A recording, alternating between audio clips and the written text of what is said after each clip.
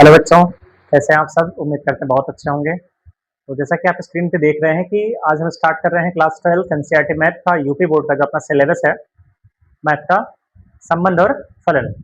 तो यहाँ पे जो हमने स्टार्ट किया है संबंध और फलन में पहला लेक्चर हमने जो लिया था वो आपका इंट्रोडक्शन पार्ट है। इस चैप्टर का इंट्रोडक्शन पार्ट जो है मतलब आपको 1.1 एक्सरसाइज जो आपकी है उसका इंट्रोडक्शन पार्ट में जितने भी टॉपिक आपके हैं 1.1 में वो सारे उस इंट्रोडक्शन पार्ट में कवर किए गए हैं। और इसको देखने से पहले, सॉल्यूशन देखने से पहले उस वीडियो को आप जरूर जाके देखें और उसका लिंक जो है आपको डिस्क्रिप्शन बॉक्स में मिल जाएगा। ठीक है, तो चीज़ें वहाँ से जो है बहुत ज़्यादा अच्छे तरीके से आपकी क्लियर हो जाएंगी। तो आइए स्टार्ट करते हैं। बहुत ही बेहतरीन तरीके से पढ़ने वाले हैं, तो वीडियो में लास्ट तक बने रहें। अगर आप लास्ट तक बने हैं तो जो पहले चैप्टर का डर रहता है बच्चों के दिमाग में संबंध और फलन का, वो बहुत बेहतरीन तरीके से आपका जो है वो दूर हो जाएगा। जैसा कि आप स्क्रीन पे देख भी रहे हैं कि सॉल्यूशन पार्ट आज हम डिस्कस कर रहे हैं।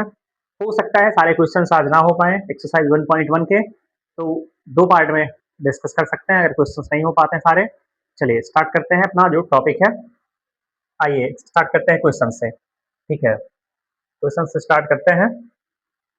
देखिए जरा, यहाँ पे स्क्रीन पे आपको पहला क्वेश्चन दिख रहा है कुछ इस तरीके से। देखिए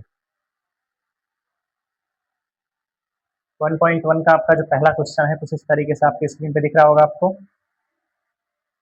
देखिए जरा क्या बोला है, ये निर्धारित टाइम खराब नहीं करते हैं। निर्धारित कीजिए कि क्या निम्नलिखित संबंधों में से प्रत्येक स्वतुल्य सममित तथा संक्रामक है। अब आपको ये समझना है बहुत बेहतरीन तरीके से कि स्वतुल्य संबंध क्या होता है, सममित संबंध क्या होता है और संक्रामक संबंध क्या होता है। उसके लिए आपको पहला लेक्चर ये आपको देखना पड़ेगा। ठीक है, क्योंकि यहाँ बताएंगे चीजें ज्यादा बड़ी हो जाएंगी, तो यहाँ सोल्यूशन पार्ट हम डिस्कस करते हैं। चलिए, तो जैसा कि देख रहे हैं आप, एक सेट हमारे पास दिया गया है, पहला पार्ट है ये। एक सेट दिया गया है ए जिसमें एलिमेंट्स आपके पास है 1 2 3 एंड सो ऑन 14 तक। बोला गया में संबंध आर जो है इस प्रकार परिभाषित है कि आर बराबर दिया गया है, आपके पास एक रिलेशन दिया गया है, डिफाइन किया गया है आर। देखिए जरा कुछ इस तरीके से लिखा गया है, एक्स वाई एक ऐसा ऑर्डर्ड पेयर है, क्रमित युग्म है, सच दैट, जो कि यहाँ से अगर इसको थोड़ा सा सॉल्व करें तो इसको हम y इक्वल टू 3x लिख सकते हैं। इसको हम y इक्वल टू क्या लिख सकते हैं, 3x लिख सकते हैं।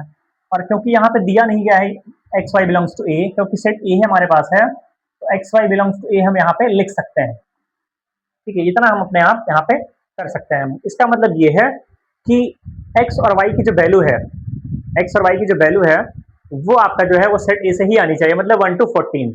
अब आपको इस रिलेशन में डिफाइन करना, ये आपने 11th में पढ़ा ही होगा। यहाँ पे इस रिलेशन को अगर हम सॉल्व करें, अब देखिए जरा यहाँ पे क्या करेंगे, अगर हम इसको सॉल्व करते हैं तो आपके पास जो ऑर्डर्ड पेयर आएगा, देखिए जरा क्या आएगा वो। यहाँ पे देखिए, अगर हम x की वैल्यू 1 पुट करते हैं, x की वैल्यू हम कौन कौन सी ले सकते हैं, 1 to 14। y की वैल्यू क्या आ सकती है, 1 to 14। x की वैल्यू जब हम 1 पुट करेंगे यहाँ पे, तो y आपका देखिए क्या दिख रहा है, 3 into 1 कितना आ जाएगा, 3 आ जाएगा। x इक्वल टू 2 पुट करेंगे, y कितना आ जाएगा, 6 आ जाएगा। x इक्वल टू 3 पुट करेंगे, y आपका कितना आ जाएगा, 9 आ जाएगा। x इक्वल टू 4 पुट करेंगे, y आपका कितना हो जाएगा, 12 आ जाएगा। जैसे ही x इक्वल टू 5 पुट करेंगे, आपका यहाँ पे जो है ऑर्डर्ड पेयर है, क्रमित युग्म आपका जो है वो x की वैल्यू तो 5 है, लेकिन y आपका जो है वो कितना आ जाएगा, 15। ये पॉसिबल नहीं है, आपका जो 15 है वो पॉसिबल नहीं है। उसका रीजन यही है कि एक्स वाई बिलोंग्स टू ए दिया गया है। कहने का मतलब ये है कि आपकी जो एक्स और वाई की वैल्यू है वो सेट ए से बाहर नहीं जा सकती है। इसका मतलब है ये वाला ऑर्डर पेयर हमको यहाँ से हटाना पड़ेगा, ये वाला ऑर्डर पेयर आप यहाँ नहीं लिख सकते हैं। ठीक है, तो कुल मिला के आपके पास जो है वो 4 ऑर्डर्ड पेयर है। ऑर्डर्ड पेयर का मतलब है क्रमित युग्म। क्रमित युग्म क्या होता है, ये इंट्रोडक्शन पार्ट में आप जाके देख सकते हैं। या क्रमित युग्म अगर थोड़ी सी बात करें तो क्रमित युग्म का मतलब होता है जो भी एलिमेंट्स आपके पास दिए होंगे वो एक ऑर्डर में दिए होंगे, वो एक क्रम में लिखा गया होगा। ठीक है, उसका क्रम आप बदल नहीं सकते हैं। अब देखिए स्वतुल्य होने के लिए क्या होना चाहिए था, पहली कंडीशन अगर हम बात करें स्वतुल्य की। ठीक है, स्वतुल्य के लिए अगर हम स्वतुल्य के लिए बात करते हैं तो स्वतुल्य संबंध क्या होता है, थोड़ा सा देख लेते हैं। अगर आपके पास एक सेट ए है, मतलब एक समुच्चय आपके पास ए है और उसमें 3 एलिमेंट मान लीजिए हैं ए बी और सी, तो ये संबंध आर जो है स्वतुल्य होगा कब, जब ए कॉमा ए हो जाए, बी कॉमा बी हो जाए और आपका सी कॉमा सी हो जाए। ठीक है, इससे बाहर भी एलिमेंट आ सकते हैं, इसको बोलते हैं आप स्वतुल्य संबंध। मतलब आपके पास अगर ए है तो ए कॉमा ए हो, बी है तो बी कॉमा बी हो, सी है तो सी कॉमा सी हो। कहने का मतलब ये है कि प्रतिबिंब और पूर्व प्रतिबिंब दोनों क्या होने चाहिए, समान। पूर्व प्रतिबिंब और प्रतिबिंब जो है वो क्या होने चाहिए, समान। उस कंडीशन में जब आपके पास क्या दिया गया हो, एलिमेंट दिया गया हो। ठीक है, आप ऐसे भी कह सकते हैं क्या, A comma A belongs to R, ठीक है, for all A belongs to A. इसका मतलब ये है, डेफिनेशन यही है आपकी स्वतुल्य संबंध की, कि A comma A belongs to R होना चाहिए। कब, फॉर ऑल, मतलब सभी ए बिलोंग्स टू ए के लिए, मतलब जितने भी एलिमेंट आपके पास सेट ए में है वो इस सेट से बिलोंग करने चाहिए। ठीक है, इस तरीके से जब ए कॉमा ए के फॉर्म में आ जाए। ठीक है, तो इस ये अगर आपको समझ में आ गया होगा, अब आइए इसको सॉल्व कर लेते हैं। अब यहाँ पे जरा देखिए ध्यान से, अब इसको जब देखेंगे, यहाँ पे देखिए आपके पास अगर 1 है तो 1 कॉमा 1 होना चाहिए था, 2 है तो 2 कॉमा 2 होना चाहिए। तो यहाँ पे सिर्फ इतना ही लिखना है, क्योंकि 1 comma 1 does not belongs to R. 1 comma 1 आपके रिलेशन में नहीं है, अर्थात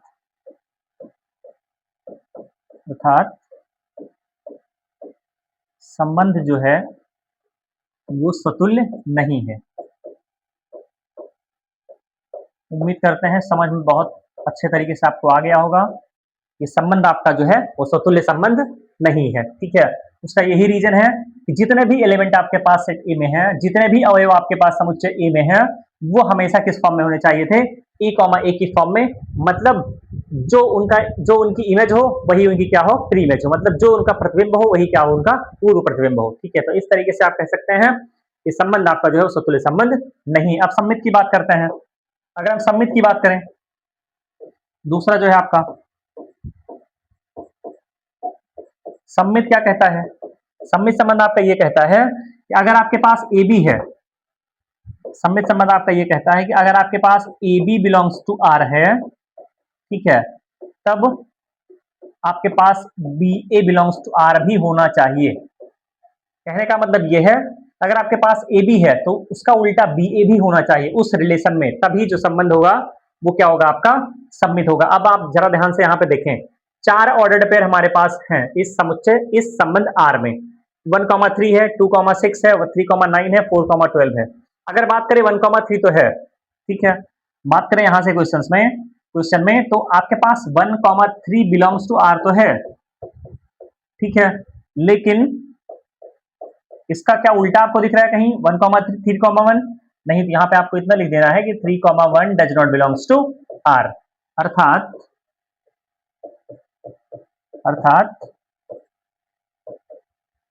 संबंध जो है वो सममित नहीं है। अर्थात संबंध जो है वो सममित नहीं है।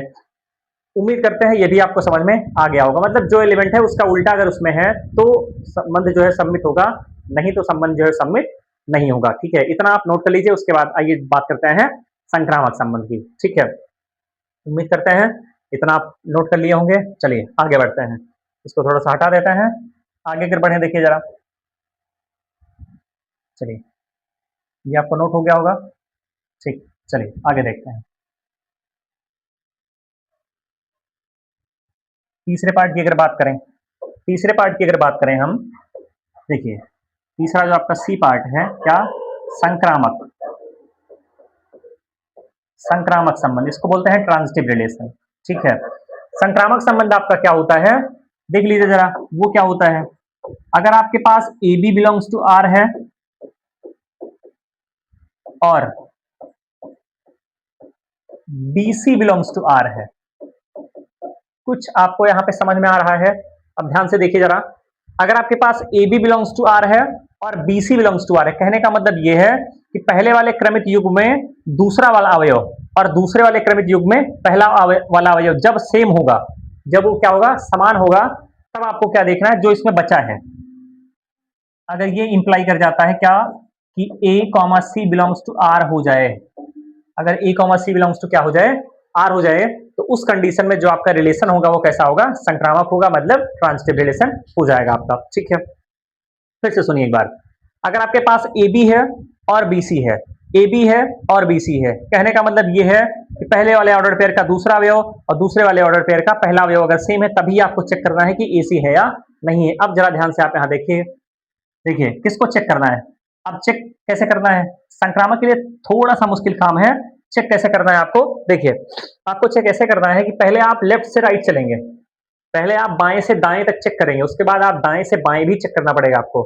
सेटिस्फाई कर रहा है, अगर कोई भी एलिमेंट सेटिस्फाई कर रहा है तो वो सब सेटिस्फाई करना चाहिए। ध्यान से सुनिएगा, अगर कोई भी एलिमेंट जो है वो इस संबंध को सेटिस्फाई कर रहा है, संतुष्ट कर रहा है, वो सारे एलिमेंट के लिए होना चाहिए। अगर एक भी नहीं संतुष्ट कर रहा है, इसका मतलब आगे हमको चेक करने की जरूरत नहीं है, वहीं पे हम उसको छोड़ देंगे कि वो संबंध जो है संक्रामक नहीं है। अब देखिए जरा, आपके पास 1,3 है, 1,3 को किसके साथ चेक करेंगे, इसके साथ चेक नहीं करना है, क्यों, क्योंकि ये सेम नहीं है दोनों। इसको और इसको चेक करना है। देखिए जरा, आपके पास 1,3 बिलोंग्स टू आर है। देखिए जरा यहाँ पे आपके पास 1,3 बिलोंग्स टू आर तो है, और 3 और कहीं स्टार्ट है। यहाँ पे देखिए क्या यहाँ पे है, 3,9 बिलोंग्स टू आर भी है। ठीक है, ध्यान से देखिएगा, हमने क्या कहा कि आपके पास ये जो एलिमेंट है ये सेम जहां होगा उसी को चेक करना है। ठीक है, 1,3 भी है आपका, 3,9 भी है, तो 1,3 भी है, 3,9 भी है, तो आपके पास होना क्या चाहिए, आपके पास होना चाहिए क्या, 1,9।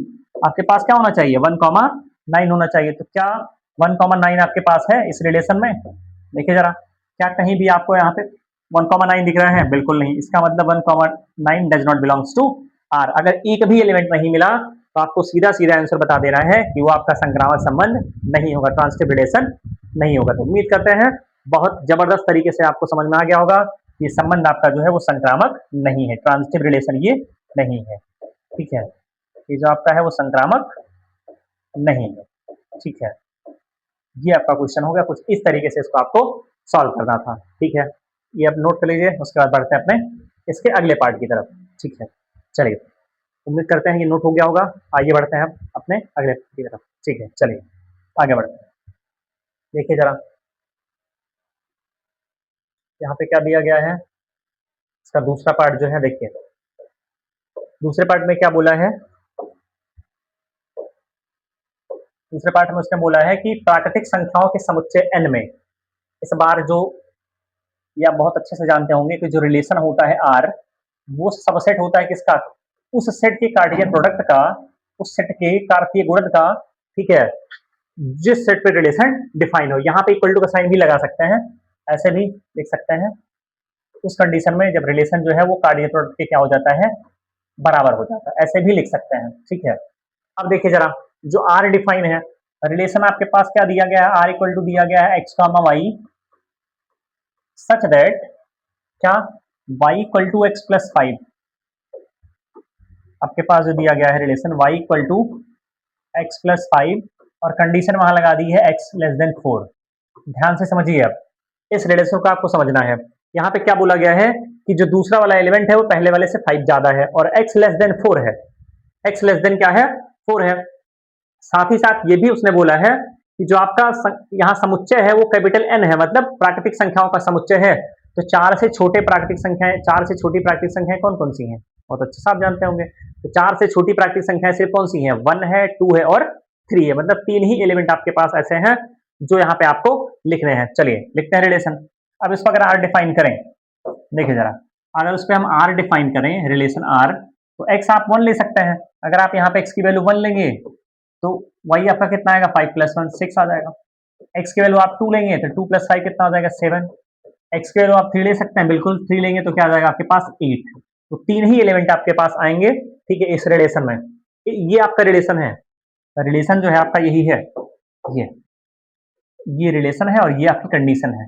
ठीक है, साथ ही साथ इसने बोला भी है कि जो आपका वो सेट है वो किसका है, नेचुरल नंबर का। इसका मतलब आप नेगेटिव नंबर तो बिल्कुल नहीं ले सकते हैं ना, पॉइंट वाले नंबर।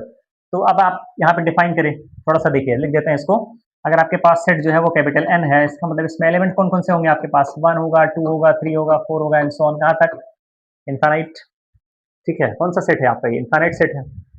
तो अब आप यहाँ पे देखिए ध्यान से, क्या आपका ये संबंध स्वतुल्य है, आप तुरंत बता सकते हैं, क्या आपका ये संबंध जो है वो स्वतुल्य है।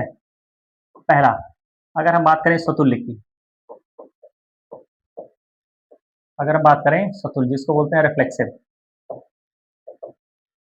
ठीक है, क्या आपका संबंध सतुल्य है? बिल्कुल नहीं है। क्यों नहीं है? क्योंकि जितने एलिमेंट आपके पास सेट एन में हैं, वो ए कॉमा ए की फॉर्म में होने चाहिए थे। इसका मतलब 1 है तो 1 कॉमा 1 होना चाहिए था, 2 है तो 2 कॉमा 2, 3 है तो 3 कॉमा 3, जबकि यहाँ पे एक भी एलिमेंट ऐसा नहीं है। तो कह सकते हैं, क्या कह सकते हैं कि यहाँ पे आप ये लिख दीजिए क्या, कि आपके पास 1 comma 1 does not belongs to R, 1 comma 1 does not belongs to R, अर्थात अर्थात जो आपका संबंध है वो सतुल्य नहीं है। इतना ही आपको करना था, ठीक है। आपका जो संबंध है वो सतुल्य नहीं है। उम्मीद करते हैं कि बहुत अच्छे तरीके से आपको समझ में आ गया होगा। ऐसे क्वेश्चंस इस तरीके से ही करने हैं आपको। अब जरा बात करते हैं सममित की। देखिए जरा, सममित की अगर बात करें, सममित संबंध, ठीक है, जिसको बोलते हैं सिमेट्रिक रिलेशन। सिमेट्रिक रिलेशन की अगर बात करें, सिमेट्रिक में अभी हमने बताया था आपको क्या, अगर आपके पास 1,6 है तो 6,1 भी होना चाहिए, जबकि यहाँ पे आप क्या देख रहे हैं, यहाँ पे आप ये देख रहे हैं कि आपके पास 1,6 तो है, 1,6 बिलोंग्स टू आर तो है, लेकिन इसका उल्टा आपके पास नहीं है। मतलब आपके पास 6,1 does not belongs to R है, जब 6,1 आपके पास यहाँ पे इस रिलेशन में मौजूद नहीं है। तो कह सकते हैं अर्थात जो आपका संबंध है वो सममित नहीं है, ठीक है। आपका ये संबंध है वो सममित नहीं है। कुछ इस तरीके से आप डिफाइन कर सकते हैं। उम्मीद करते हैं ये भी बहुत अच्छे समझ में आ गया होगा। सममित के लिए सिर्फ आपको इन्हीं को देखना है, जो इसमें है उसका उल्टा होगा तो सममित होगा, उसका उल्टा अगर नहीं है तो सममित नहीं होगा। बस इतना आपको चेक करना है, ठीक है। चलिए आगे देखते हैं, संक्रामक संबंध देखते हैं। तीसरा अगर संक्रामक की बात करें, संक्रामक संबंध इसको बोलते हैं ट्रांजिटिव रिलेशन, ठीक है। ट्रांजिटिव के केस में आपको क्या करना है, देखिए जरा, ट्रांजिटिव के केस में आप क्या चेक करेंगे, ट्रांजिटिव के केस में आपको ये चेक करना है, देखिए ट्रांजिटिव के केस में आपको क्या चेक करना है, देखिए यहाँ पे अब 1,6 है, जहां 6 स्टार्ट होगा वही को चेक करना है। 1,6 आपके पास है तो कहीं और आपको 6 दिख रहा है, बिल्कुल नहीं, स्टार्टिंग में, तो 1,6 के लिए तो संक्रामक है। आगे देखते हैं, 2,7 यहाँ है और कहीं 2 और कहीं 7 से स्टार्ट है, बिल्कुल नहीं। 3,8 है और कहीं 8 से स्टार्ट है, बिल्कुल नहीं। ऐसे चलेंगे तब भी नहीं है, ऐसे चलेंगे तब भी नहीं है। और हमने आपको इंट्रोडक्शन पार्ट में बहुत अच्छे से बताया है, अगर आपके पास ए बी है, अगर आपके पास A comma B belongs to R है, लेकिन बी कॉमा सी आपके पास है ही नहीं, अगर आपके पास A B belongs to R है, मतलब आपके पास अगर A comma B belongs to R है, लेकिन आपके पास B comma C belongs to R नहीं है, ठीक है, आर आपके पास अगर ये नहीं है तो आपको चेक करने की जरूरत ही नहीं है। क्यों? क्योंकि जब ये होगा तभी ट्रांजिटिव चेक करना है। इस केस में हमको ये सीधा सीधा बता देना है कि जो रिलेशन आपका है, जो संबंध आपका है, वो कैसा होगा, ट्रांजिटिव होगा, ठीक है। वो कैसा आपका होगा, ट्रांजिटिव होगा, मतलब आपका जो संबंध है वो कैसा होगा, संक्रामक होगा, ठीक है। तो आपको ये बता देना है कि 1,6 बिलोंग्स टू आर, ठीक है, आपके पास है, बट ऐसे भी लिख सकते हैं आप 6 comma something does not belongs to R, अर्थात ये संबंध आपका जो है वो कैसा होगा, संक्रामक होगा। तो इस तरीके से आपको ये क्वेश्चन सॉल्व करना था। उम्मीद करते हैं ये क्वेश्चन बहुत अच्छे से आपको समझ में आ गया होगा, ठीक है। तो एक बार और बताना चाहते हैं आपको कि ये देखने से पहले आप इसका इंट्रोडक्शन पार्ट जाके जरूर देखें, वहां से जो है चीजें आपको बहुत अच्छे से क्लियर हो जाएंगी। उसके बाद क्वेश्चंस आप खुद से ही कर सकते हैं, ठीक है। तो इसको आप नोट कर लीजिए, बढ़ते हैं अपने अगले क्वेश्चन की तरफ। चलिए आगे बढ़ते हैं, ठीक है, आप इसको नोट कर लें, स्क्रीनशॉट भी आप इसका ले सकते हैं। चलिए आगे चलते हैं, ठीक है। देखिए जरा अगले क्वेश्चन की तरफ चलें, इसका अगला पार्ट ये देखिए जरा, ध्यान से देखिएगा, इसका अगला पार्ट क्या कह रहा है आपका। इसके अगले पार्ट की बात करें, देखिए जरा, चलिए अपने अगले क्वेश्चन की तरफ चलते हैं। तो इस क्वेश्चन में ध्यान से आप देखिए क्या करना है आपको। देखिए जरा क्या बोला, ये समुच्चय ए इक्वल टू दिया गया है 1 2 3 4 5 6, और जो रिलेशन आपका आर दिया गया है कुछ इस तरीके से दिया गया है कि एक्स वाई एक ऐसा ऑर्डर्ड पेयर है सच दैट, ठीक है, y जो है भाज्य है x से, मतलब कुछ इस तरीके से, y डिविजिबल है किससे, x से, ठीक है। और वही फिर से कंडीशन की एक्स वाई बिलोंग्स टू आपका क्या होगा, ए होगा, एक्स वाई बिलोंग्स टू आपका क्या होगा, ए होगा, ठीक है। तो ये संबंध आपका बताना पहले क्वेश्चन का ही पार्ट है, तो यहाँ पे भी आपको वही बताना है कि संबंध जो है वो स्वतुल्य है, सममित है या संक्रामक है, आपको डिफाइन बताना है, ठीक है। चलिए, अब इसको हम नंबर लिख के नहीं जान पाएंगे, अब यहाँ से इसको हम नंबर लिख के नहीं जान सकते हैं, ठीक है, लिख भी सकते हैं, कोई दिक्कत नहीं है, लेकिन थोड़ा सा मुश्किल काम होगा, कार्डियन प्रोडक्ट निकालना पड़ेगा आपको, या ऐसे भी आप कह सकते हैं, ठीक है। चलिए देखिए, स्टार्ट करते हैं, डिफाइन ही कर देते हैं, कोई दिक्कत नहीं है। चलिए, अगर आर लिखें हम, देखिए जरा, वाई एक्स से क्या है, डिविजिबल है। अब आप जब कार्डियल प्रोडक्ट निकालेंगे, क्या 1,1 नहीं आएगा आपका, बिल्कुल आएगा। पहला आप 1,1 लिख सकते हैं, आप 2,2 लिख सकते हैं, आप 3,3 लिख सकते हैं, आप 4,4 लिख सकते हैं, आप 5,5 लिख सकते हैं, आप 6,6 लिख सकते हैं। ऐसा क्यों हो रहा है, ध्यान से सुनिएगा। जब आप ए का ए से ही मल्टीप्लाई करेंगे, सबसे पहली कंडीशन तो आपकी यही होती है कि जो रिलेशन आपका होता है वो कार्डियन प्रोडक्ट का क्या होता है, सबसेट होता है। जो रिलेशन होता है वो कार्डियन प्रोडक्ट का क्या होता है, सबसेट होता है, मतलब वो समुच्चय होता है कार्तीय गुणन का। तो ये सारे नंबर्स जो आपके हैं वो कार्तीय गुणन में आएंगे, ठीक है। और आप क्या लिख सकते हैं, और यहाँ ये भी लिख सकते, देखिए दिख रहा है कि दूसरा वाला एलिमेंट पहले वाले से डिविजिबल है, हर जगह आप मैच करा लीजिए, दूसरा वाला पहले वाले के साथ डिविजिबल है। अब जरा आप आगे बढ़ते हैं, 1,2 भी आएगा, 1,2 भी हो गया आपका, 1,3 भी हो गया, 1,4 भी हो गया, ऐसे ही 1,5 भी हो जाएगा, ऐसे ही 1, आपके पास 6 भी आ जाएगा। यहाँ भी देखिए दूसरे वाले जितने एलिमेंट है वो पहले वाले से डिविजिबल है, ठीक है। और ऑर्डर पे आप इसमें लिख सकते हैं, कौन सा आएगा जरा देखिए, ऐसे 1 का सबके साथ हो गया, 2,3 लिख सकते हैं, बिल्कुल नहीं, 2,4 लिख सकते हैं, बिल्कुल लिख सकते हैं। ध्यान से समझिएगा, थोड़ा सा दिमाग लगाइए कि 2,4 इसमें आएगा कि नहीं आएगा, बिल्कुल आएगा। क्यों, क्योंकि कार्डियन प्रोडक्ट जब निकालेंगे तो उसमें 2,4 तो आएगा ही आएगा। और 2,4 में देखिए दूसरा वाला अवयव पहले वाले से क्या है, डिविजिबल है। ऐसा ही 2,5 नहीं आएगा, लेकिन 2,6 आएगा। 3 के साथ चलते हैं, 3,1 आएगा, नहीं आएगा, 3,2 आएगा, नहीं आएगा, 3,4 आएगा, नहीं आएगा, 3,5 आएगा, नहीं आएगा, 3,6 आएगा, 3,6 हो गया, ठीक है। और आगे देखिए, 4,1 नहीं, 4,2 नहीं, 4,3 नहीं, 4,5 नहीं, 4,6 बिल्कुल नहीं आएगा। इसका मतलब है अब कोई भी एलिमेंट आपके पास आने वाला नहीं। तो इतने ऑर्डर पेयर आपके पास कुल मिला के आएंगे, ठीक है, इतने ऑर्डर पेयर आपके पास आएंगे। अब इसमें आपको चेक करना है कि संबंध जो है आपका स्वतुल्य है या नहीं है, ठीक है, ध्यान से देखिएगा। स्वतुल्य आपको चेक करना है, दूसरा क्या चेक करना है, सममित चेक करना है, ठीक है, और तीसरा आपको क्या चेक करना है, संक्रामक। ध्यान से देखिए, चलिए पहले पे चलते हैं, स्वतुल्य आपका है कि नहीं है, देखिए जरा। सेट ए में कितने अवयव आपके पास हैं, 6, 1 2 3 4 5 और 6। हमने अभी बताया था कि जितने एलिमेंट आपके पास सेट ए में है, जितने अवयव आपके पास समुच्चय ए में है, अगर वो ए कॉमा ए की फॉर्म में, मतलब जो पहला एलिमेंट है वही दूसरा भी हो, तो वो संबंध कैसा होगा, स्वतुल्य होगा। अब आप यहाँ पे देखें, 1,1 भी है, 2,2 भी है, 3 है तो 3,3 भी है, 4 है तो 4,4 भी है, 5 है तो 5,5 भी है, 6 है तो 6,6 भी है, ठीक है। तो यहाँ पे लिख सकते हैं आप क्या, A comma A belongs to R, ठीक है, for all A belongs to A, ठीक है। आप डायरेक्ट डेफिनेशन ही लिख दीजिए, A comma A belongs to R for all A belongs to A. इसका मतलब है ए जो आपका है वो क्या है, 1 2 3 4 5 और 6, उसके लिए 1,1 भी है, 2,2 भी है, 3,3 भी है, ऐसे 6,6 भी है। ये संबंध जो आपका क्या हो गया, स्वतुल्य संबंध हो गया, ठीक है। अब आप इसको चेक करिए, सममित, सिमेट्रिक।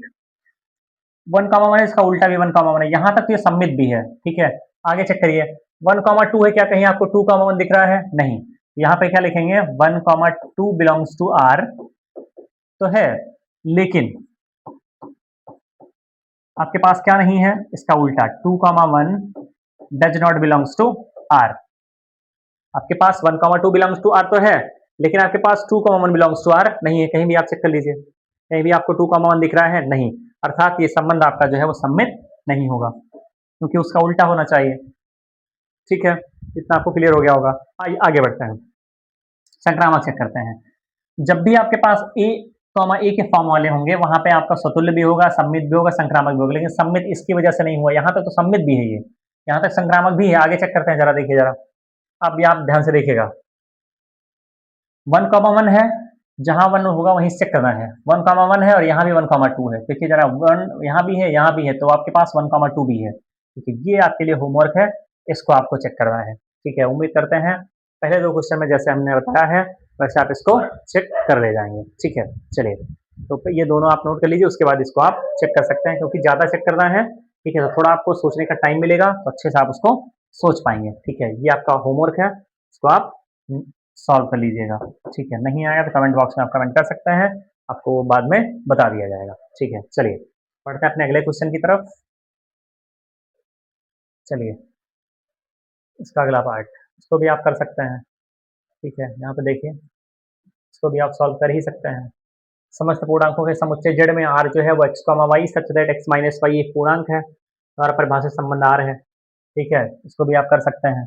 आगे बढ़ते हैं अगले क्वेश्चन की तरफ।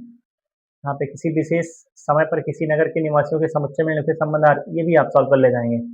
एक साथ दिया गया, इसका मतलब ये स्वतुल्य सममित संक्रामक सब हो जाएगा।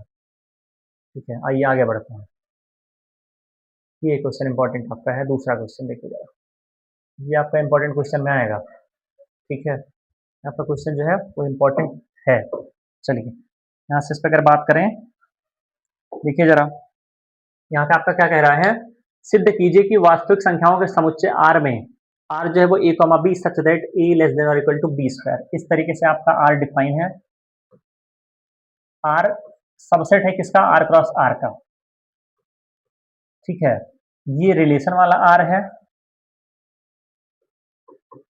और ये आपका जो आर है वो रियल नंबर वाला आर है।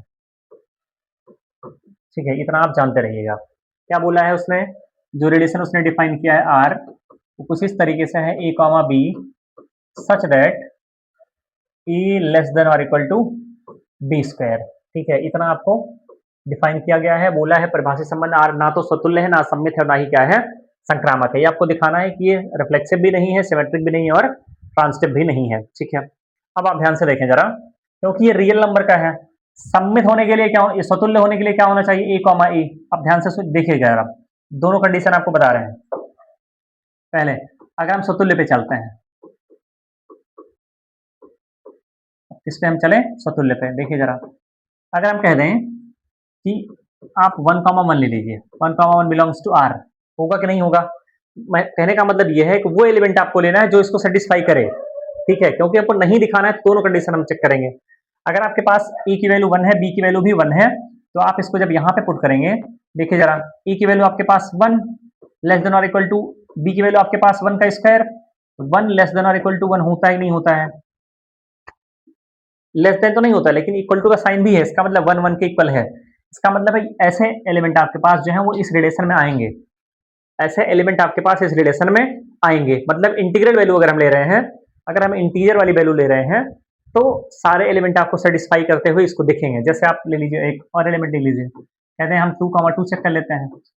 2,2 बिलोंग्स टू आर, चेक करते हैं जरा, ए की वैल्यू 2 है, बी की वैल्यू कितना, 2 का स्क्वायर, तो 2 लेस देन और इक्वल टू 4 होता नहीं होता है, बिल्कुल होता है। इसका मतलब ये भी उस रिलेशन में है। इसका मतलब है कि 2,2 भी आपके पास उस रिलेशन में है। तो कहने का मतलब ये है कि जब भी आप इंटीग्रल वैल्यू लेंगे, जब भी आप इंटीजर वाली वैल्यू लेंगे, ठीक है, तब आपको ये दिखता नजर आएगा कि सारे एलिमेंट आपके पास उस रिलेशन में होंगे, जबकि हमको दिखाना है कि वो स्वतुल्य नहीं है, जबकि हमको दिखाना है कि वो संबंध आपका जो है वो स्वतुल्य नहीं है। तो आपको एक ऐसा ऑर्डर लेना पड़ेगा, एक ऐसा एलिमेंट लेना पड़ेगा जो इसको सेटिस्फाई ना करे, क्योंकि रियल नंबर है तो रियल नंबर में बहुत सारे नंबर्स आते हैं, रेशनल भी आता है, इरेशनल भी आता है। ठीक है, पॉइंट वाले नंबर भी आते हैं, फ्रैक्शनल नंबर। तो फ्रैक्शनल नंबर पे अगर बात करें तो उस केस में ये पॉसिबल नहीं होगा। ठीक है, तो फॉर एग्जांपल हम ले रहे हैं क्या, आप लेंगे यहाँ से 1,3 1,3, ठीक है, माना 1,3 बिलोंग्स टू आर, ये आप चेक करेंगे इसको कि बिलोंग्स टू आर है या नहीं है। तो ए की वैल्यू 1/3, ठीक है, लेस देन और इक्वल टू 1/3 का स्क्वायर। देखिए जरा, ये आपका आ गया 1/3, लेस देन और इक्वल टू ये आपका आया 1/9। क्या 1/3 आपका 1/9 से छोटा होता है, बिल्कुल नहीं। 1/9 आपका जो है वो क्या है, छोटा है किससे, 1/3 से, जबकि यहाँ पे क्या रहा है 1/3 लेस देन और इक्वल टू 1/9। इसका मतलब यहाँ से हम कह सकते हैं कि 1,3 belongs 1,3 1/3 1/3 does not belongs to R. अर्थात आपके पास जो संबंध होगा वो स्वतुल्य नहीं होगा, स्वतुल्य नहीं है। ठीक है, इस तरीके से आपको एक ऐसा एग्जांपल लेना है जो इसको सेटिस्फाई ना करे। हमने क्या लिया, फ्रैक्शन वाले नंबर। आप क्योंकि रियल नंबर है तो आप फ्रैक्शन वाले नंबर भी ले सकते हैं। ठीक है, तो एक एलिमेंट आपको ऐसा लिखना पड़ेगा। ठीक है, उम्मीद करते हैं ये भी अच्छे से आपको समझ में आ गया होगा। ऐसे एलिमेंट आपको लेने हैं। ठीक है, तो इसको आप नोट कर लीजिए, बहुत बढ़िया क्वेश्चन है ये। उसके बाद पढ़ते हैं अपने दूसरे पार्ट की तरफ, इसका सबमिट चेक करते हैं। ठीक है, इसको आप नोट कर लीजिए, उम्मीद करते हैं नोट हो गया होगा। चलिए बात करते हैं सबमिट की। अगर तो सबमिट की अगर बात करें, देखिए जरा, चलिए बात करेंगे सबमिट की। दूसरा केस सबमिट की बात करते हैं। ठीक है, सबमिट पे अगर हम बात करें, देखिए क्या आएगा आपका सबमिट के लिए। क्या, वही एलिमेंट आप पहले लेंगे जो इसको सेटिस्फाई करे। जैसे हम कहते हैं कि 1,2, 1,2 लेते हैं, सेटिस्फाई करेगा। ठीक है, 1,4 आप ले लीजिए। अगर हम कहें कि 1,4 बिलोंग्स टू आर है, तभी इसको हम लिख सकते हैं जब ये उसको सेटिस्फाई करेगा। ठीक है, इसको हम तभी लिख सकते हैं जब वो इसको सेटिस्फाई करेगा। देखिए जरा ध्यान से, ए की वैल्यू आपके पास 1 है, बी की वैल्यू आपके पास 4 है। तो 1 लेस देन और इक्वल टू 4 का स्क्वायर होता है नहीं होता? बिल्कुल होता है। तो 1 लेस देन और इक्वल टू कितना आ गया? 16। इसका मतलब है ये जो हमने एलिमेंट लिया है, ठीक है, वो इसको सेटिस्फाई कर रहा है। ठीक है, वो इसको सेटिस्फाई कर रहा है। ठीक है, तो अब देखिए, अगर 1,4 है तो 4,1 आपके पास होना चाहिए। ठीक है, क्या 4,1 सेटिस्फाई कर रहा है?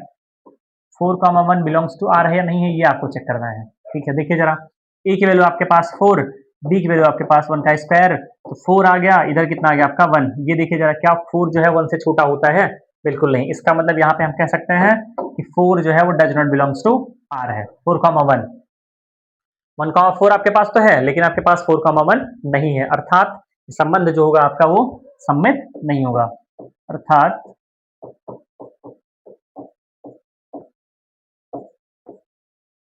संबंध सम्मित नहीं होगा। ठीक है, आप इसको नोट कर लीजिए। उसके बाद बढ़ते हैं अपने अगले टॉपिक की तरफ, जो आपका होगा संक्रामक। चलिए इसको आप नोट करें, उसके बाद बात करते हैं संक्रामक की। ठीक है, चलिए इसको आप नोट कर लीजिए तब तक। चलिए, ये आपका नोट हो गया होगा। आइए बात करते हैं अपने तीसरे पे, संक्रामक पे। ठीक है, चलिए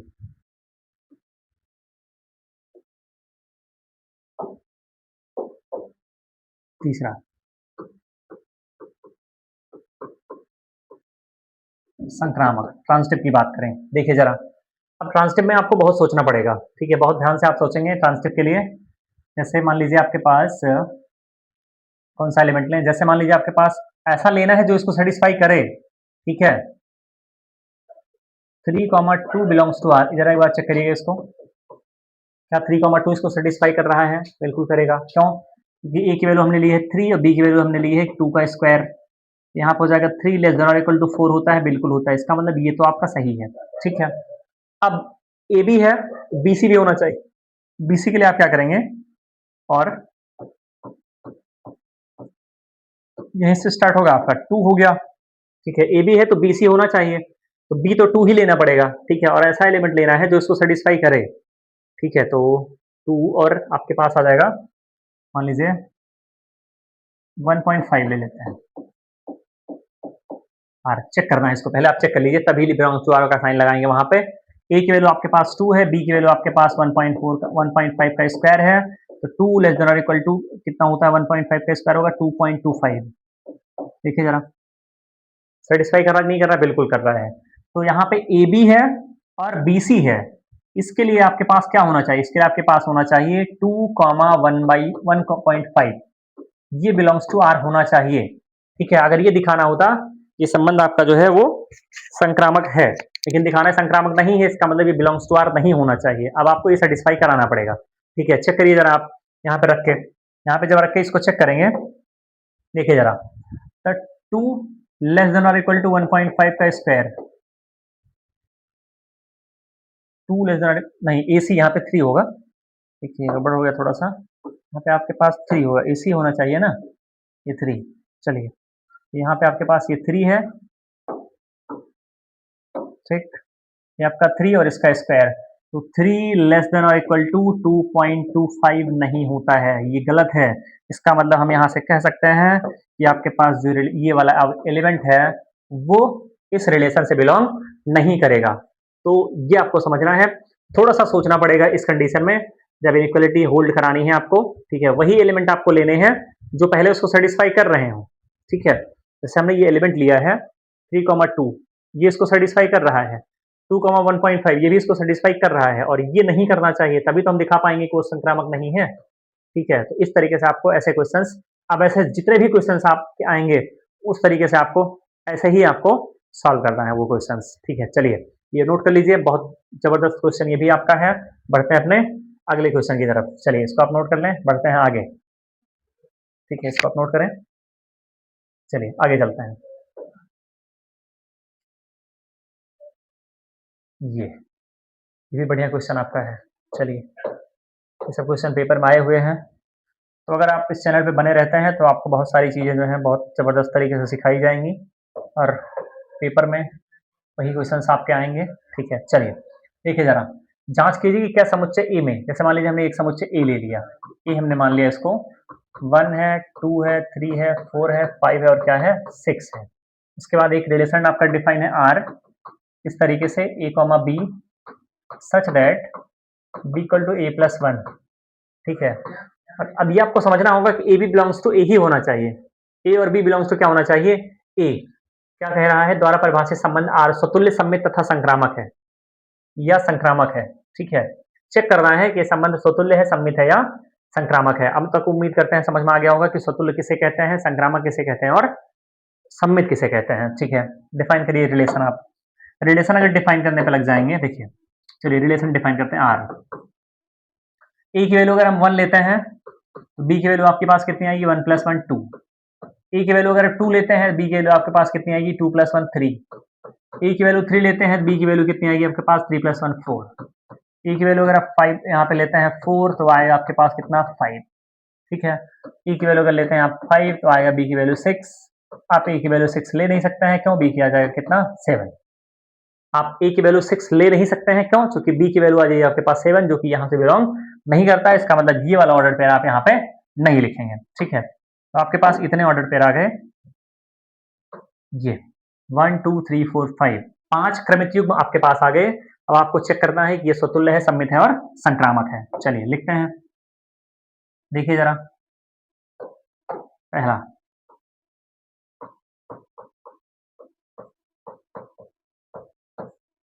क्या आपका ये स्वतुल्य है। दूसरा, क्या आपका ये सममित है। अब तक आपको ये समझ में आ गया होगा। सी, क्या आपका ये संक्रामक है। देखिए जरा, स्वतुल्य के लिए क्या, अगर 1 है तो 1,1 होना चाहिए। कहीं आपको 1,1 नजर आ रहा है, बिल्कुल नहीं। कहीं आपको 1,1 नजर आ रहा है, बिल्कुल नहीं नजर आ रहा है। इसका मतलब है संबंध आपका जो है 1,1 does not belongs to R को होल्ड नहीं करता है। 1,1 आपके पास नहीं है, तो ये संबंध जो है आपका वो स्वतुल्य बिल्कुल नहीं हो सकता है, ठीक है।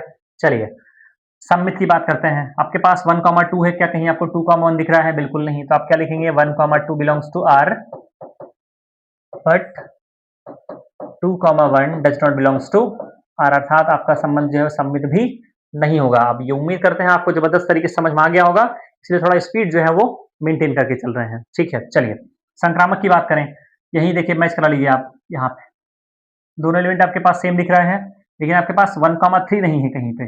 इसका मतलब आप क्या लिखेंगे, 1,2 बिलोंग्स टू आर तथा 2,3 बिलोंग्स टू आर, लेकिन आपके पास जो है वो 1,3 does not belongs to R, अर्थात संबंध आपका जो है वो संक्रामक भी नहीं होगा। तो ये संबंध ना तो आपका सममित था, ना ही स्वतुल्य था, ना ही क्या था संक्रामक, ना तो रिफ्लेक्सिव है, ना तो सिमेट्रिक है, ना ही क्या है ट्रांसिटिव है। उम्मीद करते हैं ये क्वेश्चन आपको बहुत अच्छे समझ में आ गया होगा, ठीक है। अगर आपको वीडियो पसंद आ रहा हो तो आप चैनल को लाइक शेयर सब्सक्राइब जरूर करें, अपने दोस्तों के पास भी शेयर करें, जिससे वो भी इन सारी चीजों को सीख पाए, ठीक है। चलिए आगे बढ़ते हैं, इसको नोट कर लीजिए आप, उसके बाद चलते हैं अपने अगले क्वेश्चन की तरफ, ठीक है। चलिए नोट हो गया होगा, ठीक, आगे चलते हैं। अगला क्वेश्चन जिसको आप कर सकते हैं, ठीक है, वही सेम क्वेश्चन आपके पास देखिए क्या दिया गया है। चौथा क्वेश्चन आपके पास क्या है, आर में आर डिफाइन है, आर सबसेट और आर क्रॉस आर सबसेट होगा इसका। उसके बाद आपके पास रिलेशन डिफाइन है A comma B such that A less than और इक्वल टू बी। इस कंडीशन में स्क्वायर आपके पास नहीं है, तो अगर प्रकाश संबंध आर स्वतुल्य तथा संक्रामक है किंतु सम्मित नहीं है। स्वतुल्य है, संक्रामक भी है, लेकिन सम्मित नहीं। चलिए करा देते हैं इसको। चलिए बात करते हैं स्वतुल्य की। अगर स्वतुल्य की बात करते हैं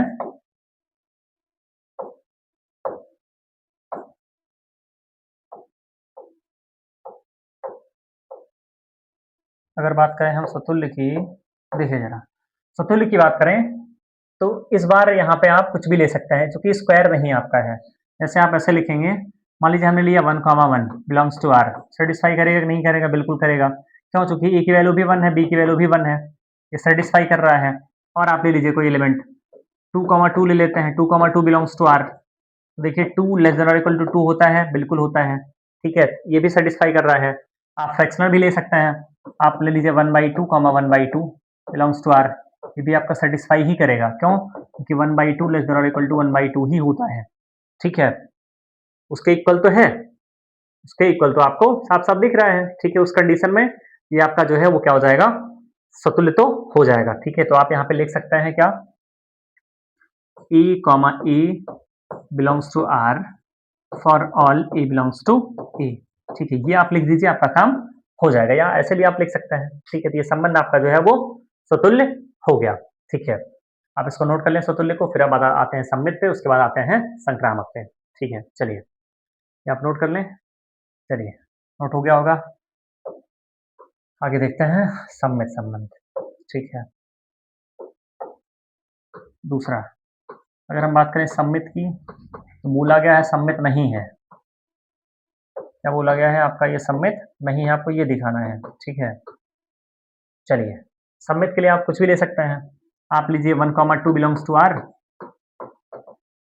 क्या 1,2 इसको सेटिस्फाई कर रहा है? बिल्कुल करेगा, क्योंकि यहाँ पे आप क्या लिखेंगे, देखिए जरा, आप यहाँ पे लिखेंगे 1 लेस देन और इक्वल टू 2। बिल्कुल सही बात है, ये आपका 1 जो है वो 2 से छोटा होता है, ऐसे आप लिख ही सकते हैं। ठीक है, इसके लिए आपके पास क्या होना चाहिए, 2,1 बिलोंग्स टू आर। लेकिन जब आप इसको यहाँ पे सेटिस्फाई कराएंगे, ए की वैल्यू 2 बी की वैल्यू 1, ऐसा पॉसिबल नहीं है। देखिए जरा, क्या 2,1 इसको सेटिस्फाई कर रहा है? 2 1 से छोटा होता है? बिल्कुल नहीं होता है। इसका मतलब आप यहाँ से कह सकते हैं ये जो है वो बिलोंग्स टू आर नहीं है।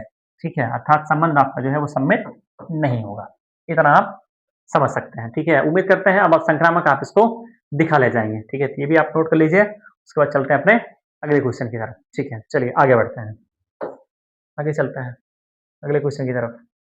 अब ये क्वेश्चन आप कर ले जाएंगे, सेम वही क्वेश्चन आपका है, A less than equal to B cube. वहां पे स्क्वायर था, वहां पे बी था, यहाँ पे बी क्यूब है, इसको आप कर ले जाएंगे। आगे चलते हैं, चलिए इसको डिफाइन करते हैं। क्वेश्चन नंबर 6, यहाँ पे क्या दिया गया, एक संबंध। मान लीजिए हमने सेट ए लिया, समुच्चय ए, इसमें 3 अवयव हैं आपके पास, 1 2 और 3। आर क्या इस पे रिलेशन डिफाइन किया गया है, क्या 1,2 और 2,1। ठीक है, बोला गया द्वारा प्रदत्त संबंध आर सम्मित है किंतु ना तो स्वतुल्य है ना ही संक्रामक है। साफ साफ आपको दिख रहा है, इससे अच्छा क्वेश्चन कहाँ आपको मिलेंगे। ठीक है, देखिए जरा, स्वतुल्य होने के लिए क्या होना चाहिए था,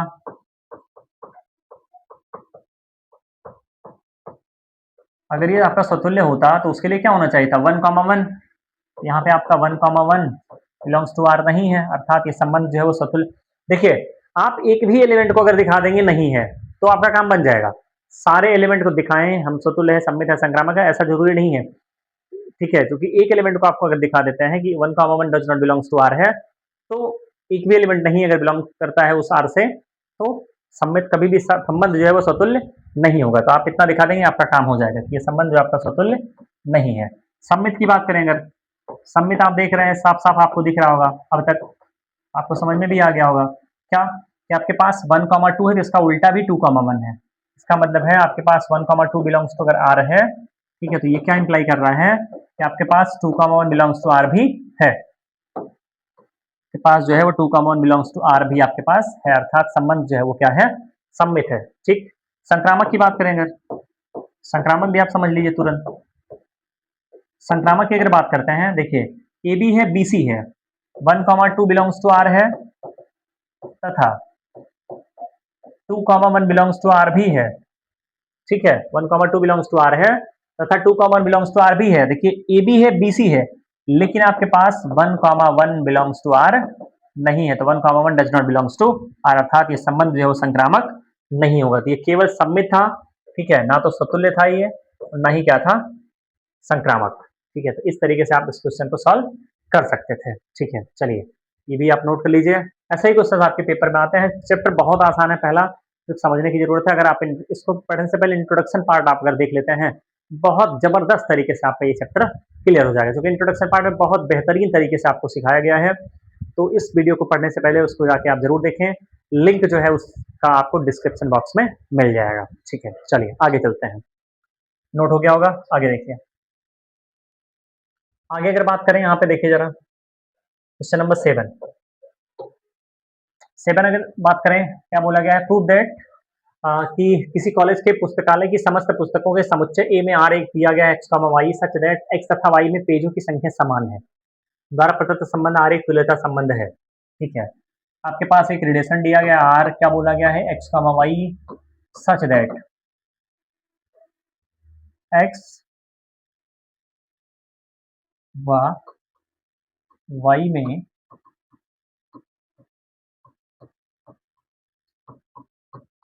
पेजों की संख्या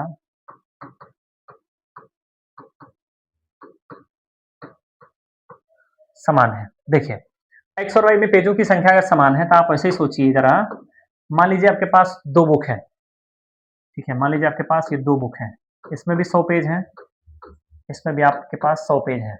ठीक है, एक्स और वाई, ये एक्स है आपके पास बुक, और ये आपके पास क्या है, वाई है। दोनों में 100 पेज अगर हैं, ठीक है, क्या हम एक्स को वाई के इक्वल नहीं कर सकते हैं, या वाई को एक्स के इक्वल नहीं कर सकते हैं? बिल्कुल कर सकते हैं। इसका मतलब है आपके पास जो है वो सभी, आपके पास ऐसे भी आप लिख सकते हैं, x comma x belongs to R, वाह, अथवा ऐसे भी आप लिख सकते हैं क्या, y comma y belongs to R. क्यों, हमने आपको यहाँ देखिए दिखा दिया है साफ साफ कि अगर एक्स में 100 पेज हैं और वाई में 100 पेज, चूंकि यहाँ बोला गया है कि समान है पेजों की संख्या, तो हमने अगर मान लिया पहले वाले में 100 पेज है, दूसरे वाले में 100 पेज हैं, तो एक्स वाई के इक्वल है, वाई एक्स के इक्वल, इसका मतलब एक्स की जगह पे आप वाई लिख सकते हैं और वाई की जगह पे आप एक्स लिख सकते हैं। ठीक है, उस केस में संबंध जो है आपका कैसा हो जाएगा, स्वतुल्य संबंध हो जाएगा। तो ये संबंध आपका जो होगा कैसा होगा, स्वतुल्य हो जाएगा। ठीक, देखिए पेपर में ऐसे क्वेश्चंस को ऐसे ही लिखा जाता है। ठीक है, बहुत ज़्यादा आपको वहाँ पे लैंग्वेज लिखने की ज़रूरत नहीं होती है कि आप वहाँ पे कहानी लिखेंगे 4 लाइन तब आपको नंबर मिलेगा। आप जितना लिखना है वो एग्ज़ाम ओरिएंटेड उतना ही आप लिखिए। ठीक है, बहुत ज़्यादा लिखने से वहाँ पे ज़्यादा नंबर आपको नहीं मिलने वाला है। ठीक है, तो उतनी ही चीज़ों को आप लिखना है जितने में आप उसको समझा ले जाएँ एग्ज़ामिनर को कि आप क्या करना चाह रहे हैं। ठीक है, ये आपका हो जाएगा स्वतुल्य संबंध, ये आपका हो गया स्वतुल्य। अब देखिए ज़रा, अगर हम सममित की बात करते हैं, सममित में भी कोई दिक्कत नहीं है। क्यों दिक्कत नहीं है? अगर हम कह दें कि एक्स कॉमा वाई है, ठीक है, अगर कह दें कि x comma y belongs to R है, तब y comma x belongs to R भी होगा। ध्यान से सोचिएगा, एक्स और वाई में पेजों की संख्या समान है। मान लीजिए 100 पेज इसमें भी हैं, 100 पेज इसमें भी हैं, ठीक है, और अब देखिए जरा, 100 पेज इसमें भी है, 100 पेज इसमें भी है, तो चाहे वाई को पहले लिखें चाहे एक्स को पहले लिखें, कोई दिक्कत नहीं। अभी भी यहाँ पे 100 पेज है, यहाँ पे भी अभी भी 100 पेज है। इसका मतलब है चाहे आप पहले एक्स को लिखें, चाहे आप पहले किसको लिखें, वाई को लिखें। ठीक है, दोनों ही कंडीशन में आपके पास पेजों की जो संख्या है वो 100 ही आने वाली है। तो अगर एक्स कॉमा वाई है, आप उसको वाई कॉमा एक्स भी लिख सकते हैं, अर्थात इस कंडीशन में आपका जो रिलेशन होगा वो कैसा होगा, सम्मित हो जाएगा। ठीक है, तो ये क्या हो जाएगा, सम्मित हो जाएगा। एक चीज और आप ध्यान से सुने, जब भी बराबर दिया होगा, जब भी समान वाली कंडीशन दी होगी, तो वहां पे आपको ज्यादा सोचने की जरूरत नहीं है। सीधा सीधा आपको ये बता देना है कि आपका जो संबंध है वो स्वतुल्य भी है, सम्मित भी और संक्रामक भी है। चलिए संक्रामक की बात करते हैं, इतना पहले नोट कर लीजिए, उसके बाद बात करते हैं संक्रामक पे। ठीक है, चलिए ये आप नोट कर सकते हैं, इतना नोट हो गया होगा। अब बात करेंगे संक्रामक की।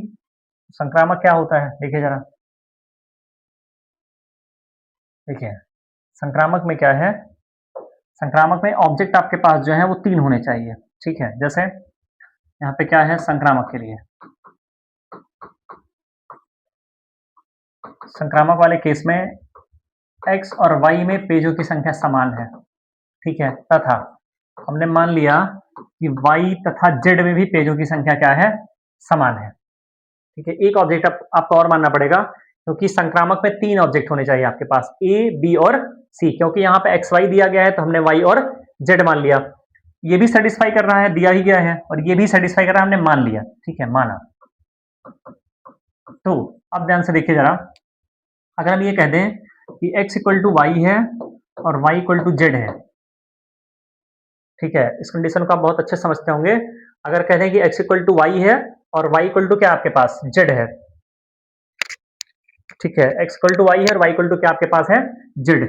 तो क्योंकि y जो है x के भी इक्वल है और y किसके इक्वल है, z के, तो यहां से कह सकते हैं x भी किसके इक्वल होगा आपके पास, z के। तो इस कंडीशन में कह सकते हैं, यहां से आपके पास क्या इंप्लाई करेगा कि x comma z belongs to भी r आपका हो जाएगा। अगर ऐसा हो जाता है, इसका मतलब ये संबंध जो है आपका कैसा है, संक्रामक है, ठीक है। तो इतना आप अगर लिख ले जाते हैं पेपर में, तो नंबर जितना भी आपको इस क्वेश्चन पे होगा वो आपको पूरा मिल जाएगा, ठीक है। चलिए, अब ये आप नोट कर लीजिए, बढ़ते हैं अपने अगले क्वेश्चन की तरफ। तो 7 क्वेश्चन आपके हो गए हैं, टोटल 14 या 15 क्वेश्चन आपके पास एक्सरसाइज में है। आगे बढ़ते हैं, चलिए, अब नोट हो गया होगा ये, आगे चलते हैं, ठीक है। चलिए, तो आज के लिए इतना ही। अब बाकी जो क्वेश्चंस हैं आपको वो इसके सेकंड पार्ट में मिलने वाले हैं, ठीक है। तो उम्मीद करते हैं ये क्वेश्चंस जो हैं सॉल्यूशन पार्ट जो आपको बहुत अच्छे समझ में आ गया होगा। और फिर से एक बार बताना चाहेंगे, आप सॉल्यूशन पार्ट को देखने से पहले इंट्रोडक्शन पार्ट इसका जाके ज़रूर देखें, वहाँ से जो डेफिनेशन है कि आपका रिलेशन क्या होता है, टाइप ऑफ रिलेशन क्या होता है, वो आपको अच्छे से समझ में आ जाएगा। और उसका लिंक जो है आपको डिस्क्रिप्शन बॉक्स में मिल जाएगा इसके, ठीक है। चलिए, तो आज के लिए इतना ही। जय हिंद।